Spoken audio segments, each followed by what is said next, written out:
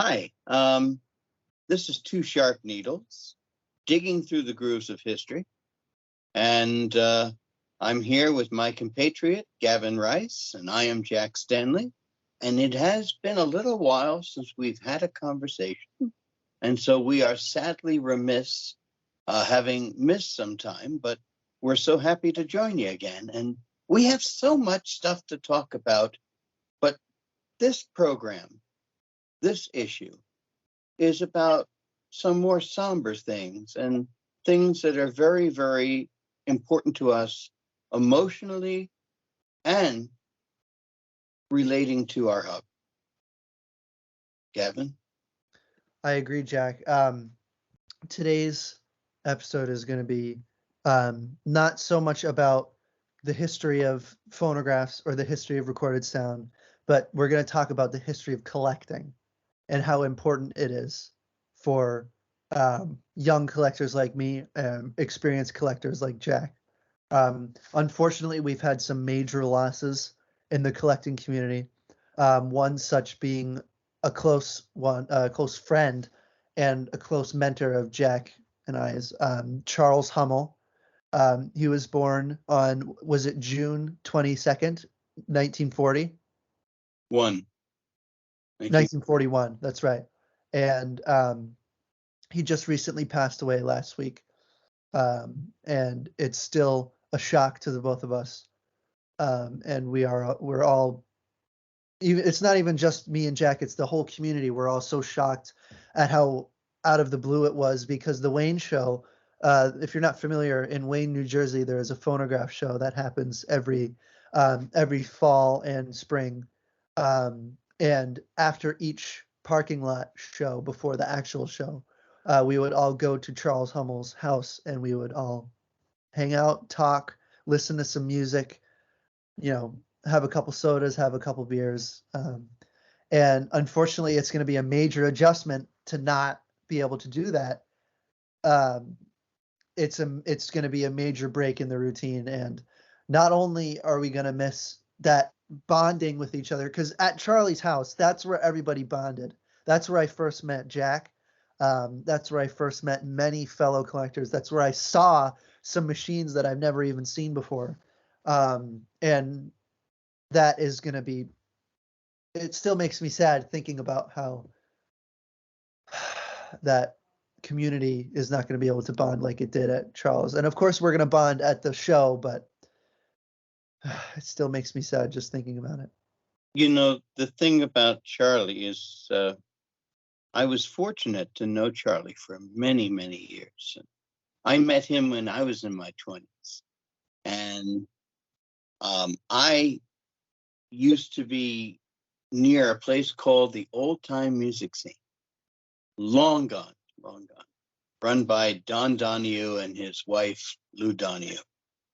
And I used to hang out across the street at Ted's player piano shop.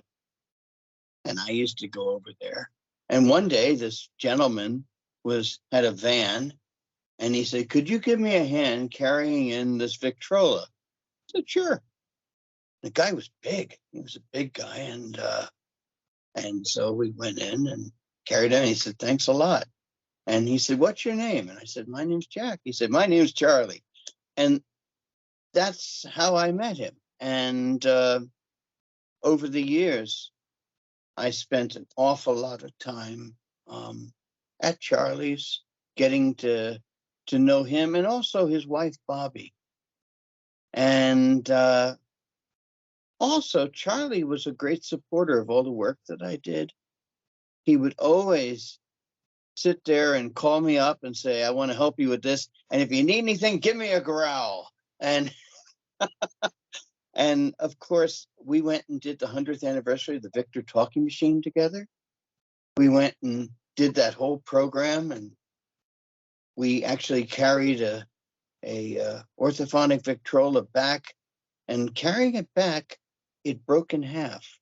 Charlie had half of it, and I had the other half, and we both went flying backwards into walls. Thank goodness there were walls, or it might have been a double suicide with an orthophonic Victrola. But he was a dear friend to so many people.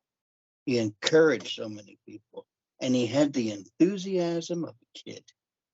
And that's important. I don't mean that in a bad way, because I wish we all had the enthusiasm of a kid. You would look at something and say, wow, look at this. And then he'd be right there next to you. Wow, this is fantastic stuff. And he'd be so excited. Every day was Christmas morning with Charlie Hummel. And he had so much fantastic stuff.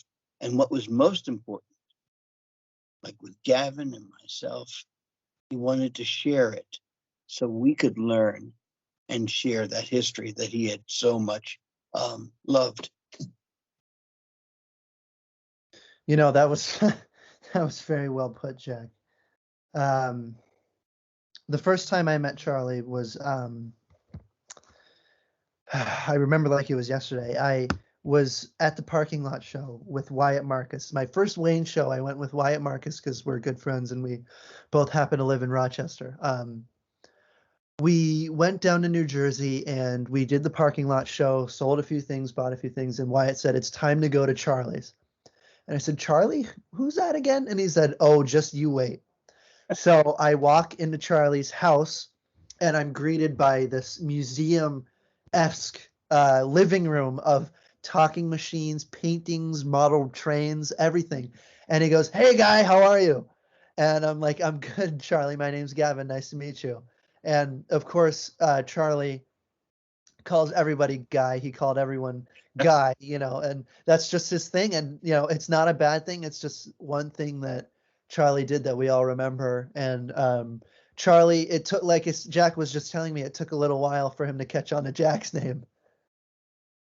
And that's just, none of us saw it as a bad thing. That's just who Charlie was. And later that day, I grabbed a soda from the fridge, went outside, and I met Jack. So I met some great people that day. And Charlie was talking all about his Graphanola that has a bunch of Great War history on it. You've seen that, Jack, right? Yeah, yeah. That's a tremendously cool machine. And So much. he had so many things. And Jack, you've known him much longer than I, so I would really love to hear more experiences from you about your time together. Charlie mentioned and taught me so many things. I mean, he would call me up and said, you've got to come over right away and take a look at this. I just found this. So I didn't even know what he had found. So I just come over there. And then he'd pull out these papers. I'm like going, how the hell did you find this, Charlie? And he had like Edison's life insurance or his diabetes report or That's right. And it's amazing. I mean, he had a note to him from Louis Pasteur. I always remember that. I said, Charlie, God, that's incredible. That's something I would put on a wall. Louis Pasteur, of course, is such a famous scientist, talking about how great a scientist Thomas Edison is. And he had everything. He had the first, now, mind you, the first machine to ever play a record. Let me repeat that. It's so incredible. The first machine to ever play a record, developed by Bell and Tainter. It's model number. And that was the first thing he showed me. A permanent record, which was, what was it called? Ozocerite. That waxy substance that went around that core. That was the machine. That was the prototype. And of course, Charlie had it. Of course, only made sense. He went to auctions in the 1960s and 70s. He also got a hold of a bunch of stuff. The Charles Edison Fund got a lot of things, and what they didn't want, he got. And he got boxes of chemicals that Mrs. Edison would send out. He had light bulbs that were from the beginning. He had hammer light bulbs. He had this kind of light bulb. He had a light bulb that was etched Edison. He had pieces of this and that. All I can think of is basically if Thomas Edison had an attic in his house, that would be Charlie's place. Okay. I mean, that's the kind of thing it was. It was organized chaos, which is true of so many collectors. We're not known as being the most organized type of people, and I always like to say that disorder is a sign of a very active mind. I think it makes a lot of sense. But Charlie was busy doing everything. He had a tinfoil phonograph. He had disc machines, Edison machines, Victor machines, Berliners. You name it, he had it, and he wanted to share it with you. I mean, I went to him one day and said, I'm going to do a television show, and I'm going to talk about the beginning of the phonograph. And he said, take this one with you. I said, what is this one? He said, this is the one Edison used to demonstrate in New York. Holy cow. His generosity knew no bounds. And for those of us who were honest, because there were some that were not, for those of us that were honest and loving and caring and devoted to this gentleman who was a Pied Piper for all of us, I couldn't believe what I was able to share. He let me read all of the papers. He would hand me scrapbooks that belonged to recording engineers and said, read this a while. When you're done, bring it back to me. I loved him. I can honestly say I just adored him, as everybody else did. And That's the special thing about Charlie. I can't think of a single person who hasn't loved him. and he has left a void that is wider than the Atlantic. I mean, there's nobody quite like him, because people like that are so unique, and that's why they attract so many people. Charlie, the fact that he would let us into his house after the parking lot showing, that's the special thing about Charlie that you sometimes see with a lot of collectors nowadays, is that he loved to share. Oh yeah. Like you said, with the papers owned, the scrapbooks owned by the recording engineers. Here, have this and read it for a while. No modern collector would say, here, borrow this item from my collection, read it, and bring it back. And Well, that's, he knew that. of course, and like you knew Charlie, he knew you, and it's just such a special thing that he was so devoted to sharing, which is it needs to be brought back up. And unfortunately, with some new collectors, when experienced collectors share advice, they tend to throw it out the window and say, forget it, I don't need that. But I think that's just the thing about the internet. It makes it harder for people to share things. But Charlie left a huge void. Yeah. I think that we should do our best as time goes on to honor him, and hopefully as time goes on, and I think this would be something, and it's just entering my mind right now, that in the field of collecting, and there are organizations dedicated to collecting, there should be an award created in his name. The Charles Hummel Award. Yeah, for people who have encouraged the art of sound recording history. That should be something that should be created.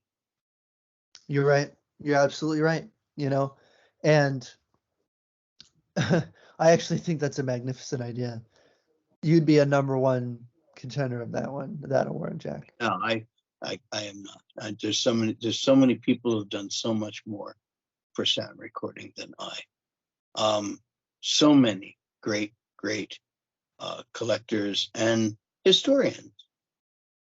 I hope someday I could reach that kind of level, but it might be you.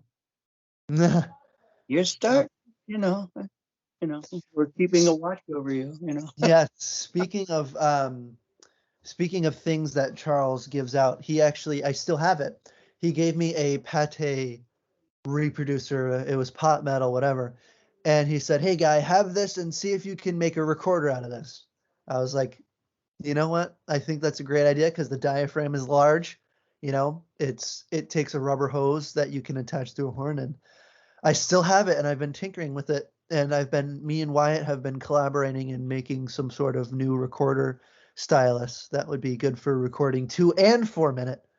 So, you know, I want to tell you another story that very few people know. Charlie and I sent items into space on the space shuttle. I did not know that. I was invited to send items into space in 2005. And so I went and told Charlie, and we were sitting there commiserating. And he said, "Why don't you send this?" And he had one of Edison's pencils. And that's the perfect thing to send into space because that's the most advanced organized research laboratory. Think about it, right? And so I was all excited. I went there. I contacted NASA. They said, "Great, send it to us." Sent them the pencil. About 5 months later, I got a phone call from NASA. And they said, "We do not send organic materials into space," i.e. the pencil. And I was thinking to myself, why not? The Russians do. That's what they used to write. So they don't need gravity pens, you know. But so I had to come up with something. They said they need it shipped to them that day. So I was like going bonkers. And so I ran home and grabbed a recording I got from Charlie a number of years ago of Theodore Roosevelt. And I said, Theodore Roosevelt was the first president to fly. He should be the first president in, per record, as it were, to go to space and return. And by golly, I got it. I sent it to NASA. They said, okay. And Theodore went into space. Kept Charlie advised of all this. And then I got a phone call from NASA after the flight, and they said the commander of the space shuttle was going to come see you. And so the commander came to see me. It was a big event. We filmed everything and stuff like that. And he brought me the record. And he said, this record has traveled, 1 million miles or whatever. It was out to the space station and this kind of stuff. And then the commander, whose name was Commander Polanski, he looked at me and he winked. And he said, I took the pencil too. I love that. And so Charlie's pencil got into space. It all worked out in the end. But that's we did lots of projects like that. We did, recording stuff and as I said, I am just one of a delegation of individuals that's totally heartbroken. I think of like so many folks. My friend Neil was almost like a son. Neil Hinchman was almost like a son to him. Knew him for over 50 years. It's got to hit him hard. And my thoughts are with Neil. And I wanted to talk also, and I'd like you to talk too about some of these others. You didn't know Billy Enline. Billy Enline and I were the same age. And I knew him from my 20s, and he passed away too, very young. And also this year, I don't know if it was late January or early February, Larry Holdridge passed away. And Larry Holdridge was an incredible individual in the field of classical music. Many of the recordings I have in my collection came from Larry. And I remember going to Larry. Larry was a sweetheart too. Same kind of personality, okay? Just very sharing. And one day I walked in, he had a pile of books. He said, I've got to get rid of them all. Take them. I said, okay. So I started carrying them through and I looked and I said, this one's autographed. He said, he was a very sweet guy, and I learned a lot from him, and his auction every year was filled with a myriad of information that should be able to satisfy the curiosity of thousands of record collectors in the future. They should read his auction books. They're incredible. They're histories of various recording artists. And I'm talking a lot here, and I need to let you talk, and I apologize. But these folks were so important to me in the beginning when I was your age, you know. I've been collecting since 1969, a few years ago. You know, Beatles were still together, you know. That's right. That's true. Wow, I didn't even think of that. You know, I remember the day that I think the first collector death that hit me hard was Neil. You remember? Sometimes I have a hard time pronouncing his last name, Von. You know who I'm talking. He, yeah, he. I think he died around a year ago, around this time, and I remember talking with Sean Miller about it. And I never met him in person though, but we would talk online a lot, and he would always comment. Because when I was first starting, I didn't have many records, and I had mainly a lot of electrically recorded records, but I had a few acoustic stuff. And I was talking to Neil, and he said, "Don't worry, you'll find more acoustically recorded records." He said, "You just have to look around, you know, check antique shops." That's where he found his. And that same day, I went to an antique shop and I found a whole book full of acoustically recorded records. And you know, it's just the point of this video mainly is there are a lot of coincidences that have been happening a lot lately. Some good, some bad. And the main thing is, and I wanted to express this to you too, Jack. I have been cherishing the moments that I have with you and Wyatt, Marcus, and all of my friends in the community, because you never know how long you have with them, to put it kindly. Well, I kind of hope that you and I have a little bit more time together. We do. We believe me, we will. We will. No, you're right. And but we'd come with no warranties. That's the problem. I know. Or replacement parts. Yes. Sharing my knowledge with Jack and Jack sharing my knowledge with me has really helped me grow, not only as a collector and a recording engineer, but as a person. Because Jack has given me insight on how to think outside of the box and inside of the box, to the left of the box, behind the box, in the front of the box, underneath the box. Box, that's the whole idea. That's right. And please, collectors, if you're watching, cherish the moments you have with fellow collectors and learn as much as you can from them, because you are the future of this hobby. Any new collector is the future of this hobby, and you have to spend time with these fellow collectors, gain as much information as possible from them, and connect with them, spend time with them. I spend lots of time with George Paul. I spend lots of times with Philip Carley. He's a phonograph collector and a silent film aficionado. I spend lots of time with Wyatt Marcus. He has shown me many things that I didn't know about phonographs before.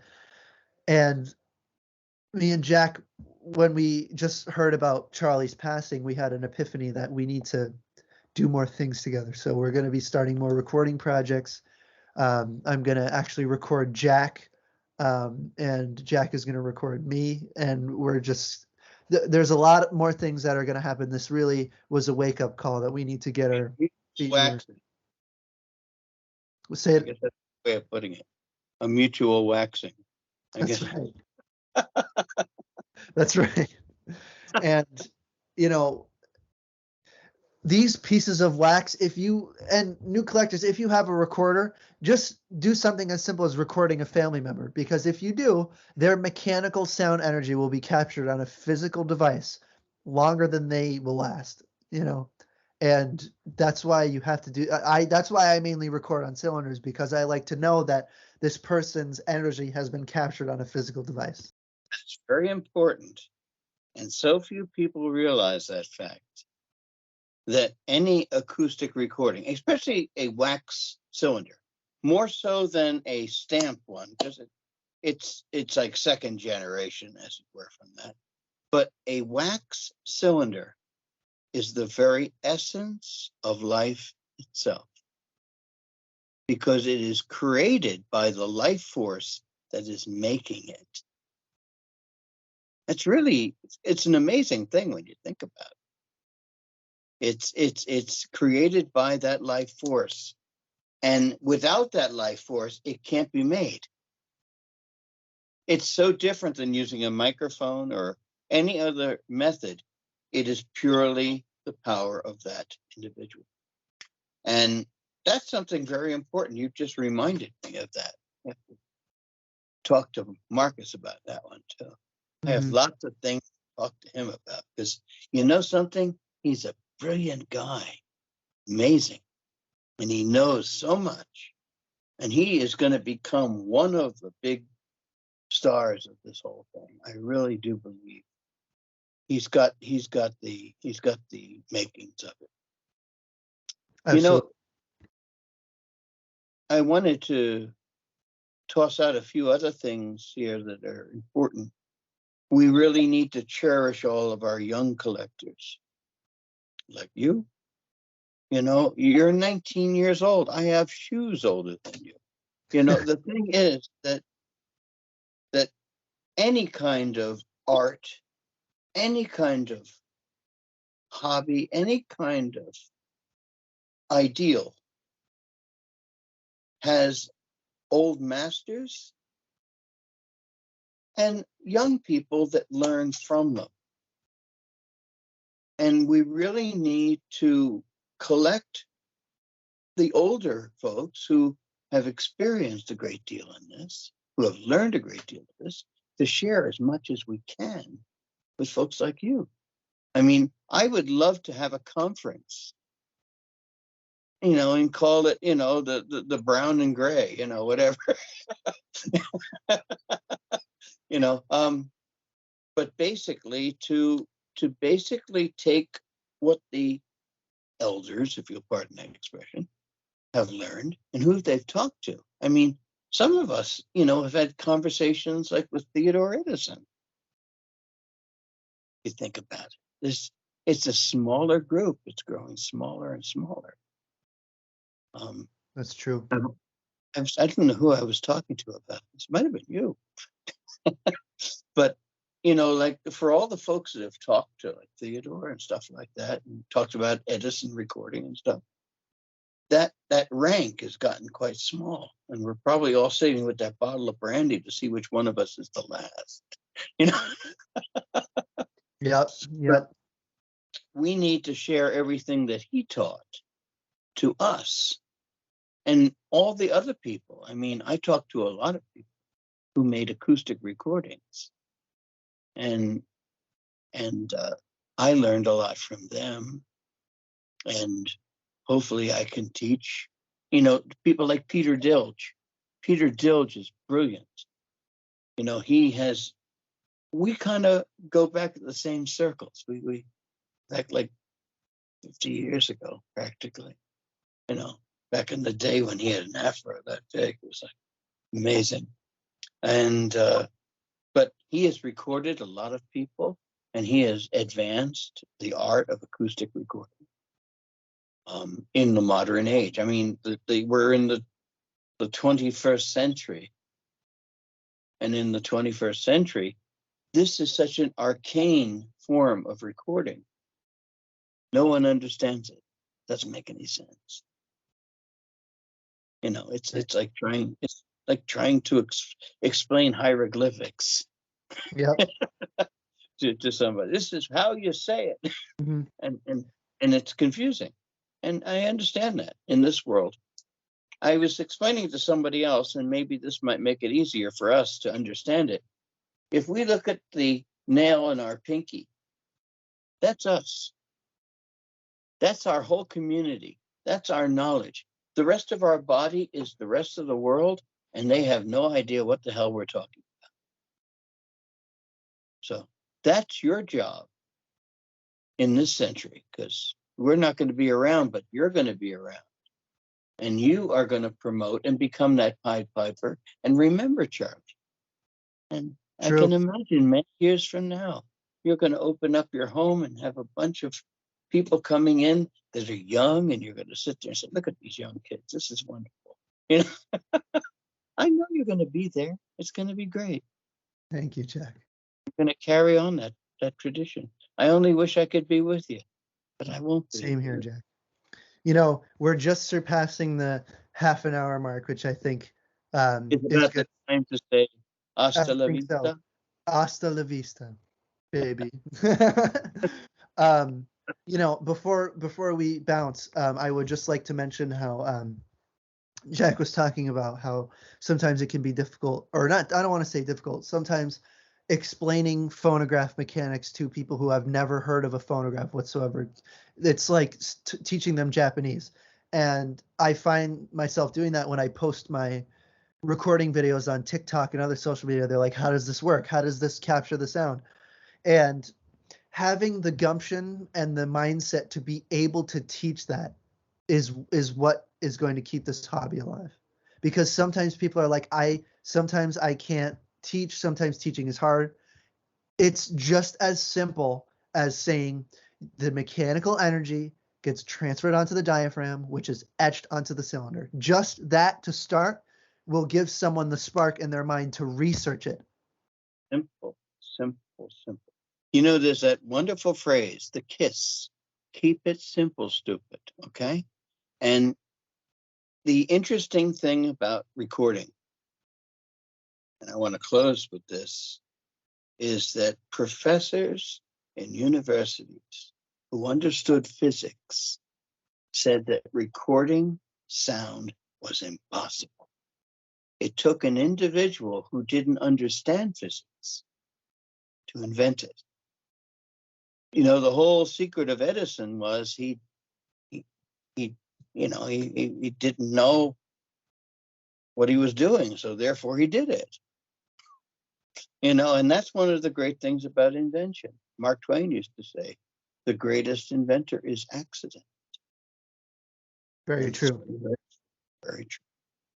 So I think it's closing time here. Thank Yes. you, Charlie. Thank you, Larry. Thank you, Billy. And to many others who have passed away this mortal coil and who were instrumental in our lives. And for those of us who will be instrumental in our future lives. Thank you. Very well said, Jack. Thank you, everybody, for watching. And I have a whole bunch more videos that I'm going to be uploading today that I've just finished editing. And thank you so much for watching, and we hope to see you in the next video Yes, we do. And soon. very soon.